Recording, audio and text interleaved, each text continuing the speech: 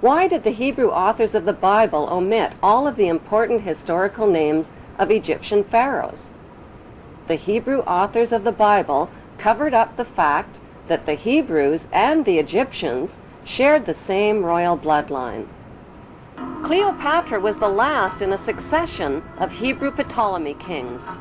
Although Cleopatra is considered to be the last of the Egyptian pharaohs, author Ralph Ellis claims that Jesus was the last of the Hebrew pharaohs of Egypt. Jesus, a pharaoh? How is that possible? The historical facts show that the last pharaoh of Egypt was Ptolemy XV, who was nicknamed Caesarion or Little Caesar. Born in 47 BC, Caesarion was the son of two of the most famous parents in world history, Roman ruler Julius Caesar and Egyptian pharaoh Cleopatra. When Caesarion's mother, Cleopatra, proclaimed herself to be the reincarnation of the virgin goddess Isis, Caesarion became the son of a virgin mother goddess. When Caesarion's father, Julius Caesar, was elevated to the status of god by the Roman Senate, Caesarion was recognized as the son of God and heir to God's kingdom, the Roman Empire. Caesarion was also recognized as the son of God in Egypt after his mother named him co-ruling pharaoh of Egypt. Cleopatra declared Caesarion to be the king of kings at the age of 13 during the donations of Alexandria ceremony in 34 BC.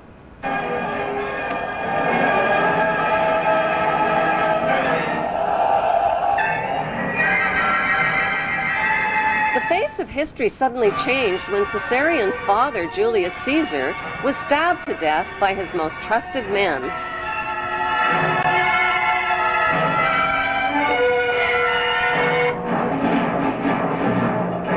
Octavian, the adopted son of Julius Caesar, swiftly seized power as the new Roman emperor. After Caesar's death, Cleopatra became romantically involved with a married commander from Caesar's army named Mark Antony. Mark Antony and Cleopatra parented 3 children, a twin boy and girl, followed by a second boy. Since Caesarion was Julius Caesar's son and the rightful heir to the Roman Empire, Cleopatra feared for his safety. When Octavian's mighty Roman army invaded Egypt, Cleopatra arranged for Caesarion's safe passage out of Egypt with her most trusted servants. Historians confirm that Cleopatra sent Caesarion to India. There are no historical records of Caesarion's fate, despite false rumors of his capture. Cleopatra's trusted servants who traveled with Caesarion became the boy's parent guardians. But who exactly were these parent guardians who Cleopatra entrusted her son to? Were their names Mary and Joseph by any chance? While Caesarion fled from Egypt with his parent guardians, Cleopatra and Mark Antony's 3 children were placed in the care of Mark Antony's wife. After suffering a crushing defeat against Octavian's invading Roman army, Mark Antony committed suicide by falling on his own sword. The devastated Cleopatra also committed suicide by a self-inflicted poisonous snake bite.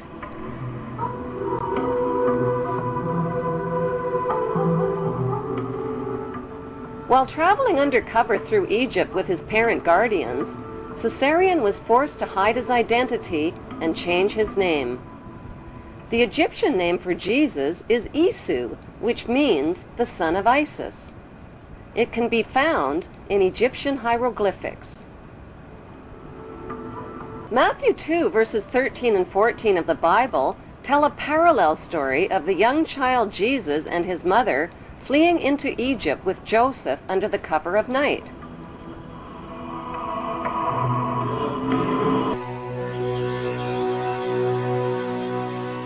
In the year 1887, a book was published in Russia which rocked the Christian world. It was vilified and condemned. It was called The Unknown Life of Jesus Christ.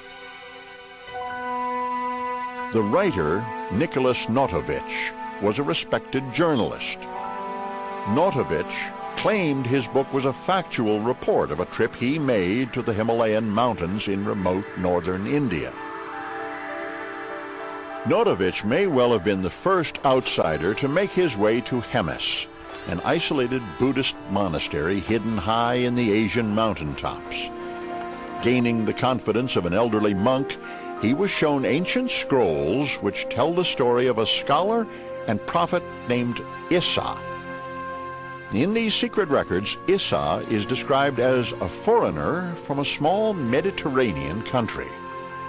The stranger arrived in India as a teenage boy to study the teachings of the Buddha. And according to the scrolls, he lived here 500 years after the prophet Buddha died, a time that coincides exactly with the lost years of Jesus. Nicholas Notovich was convinced that Issa was Jesus of Nazareth, and that he carried back to his homeland the principles of Buddhism. Half a century after Notovich was in Hemis in 1902, a Hindu priest sought refuge in the same remote Indian monastery. He too translated the scrolls and published a work. His translation verifies the work of Notovich.